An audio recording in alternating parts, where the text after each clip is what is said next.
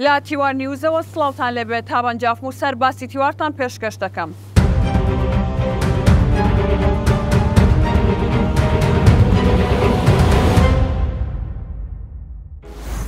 مەسرور بارزانی سەرۆکی حکوومەتی هەرێم بڕیاریدا بە ڕاگررتنی وەرگرتنەوەی قەرزەکانی پێشینەی هاوسەرگیری و خانوبەرە.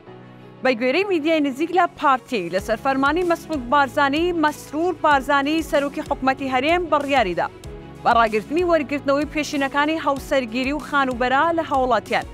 دوای بڵاوبوونەوەی ئەو هەواڵە وەزارەتی داراییش بڕیاری داوە با ڕاگررتنی وەرگرتنی پێشینەکانی خانوبەرە و هاوسەرگیری. دواتریش گوتەبێژی حکوومەتی هەرێم پێشەوە هەورامی بڵاوی کردەوە و ڕایگەیاند لەبارەی دانەوەی قەرزی هاوسەرگیری و خانوبەرە گۆڕانکاری لە میکانیزمی گەڕانەوەی قەرزەکان دەکرێت بە جۆرێک ڕەچاوی دۆخی دارایی هاوڵاتیان بکرێت.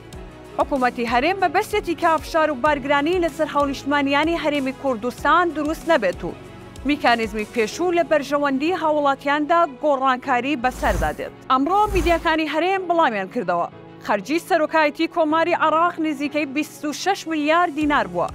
خەرجی 6 مانگی یەکەمی سەرۆکایەتی کۆماری عێراق 25 میلیارد و 826 میلیۆن دینار، واتە مانگانە 4 میلیارد و 304 میلیۆن دینار بووە.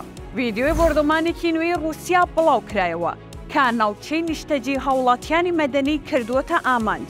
ئەم بۆردۆمانەی رووسیا زۆر بەهێز و چڕ بووە کە بۆتە هۆی گیان لەدەستانی 7 کەس.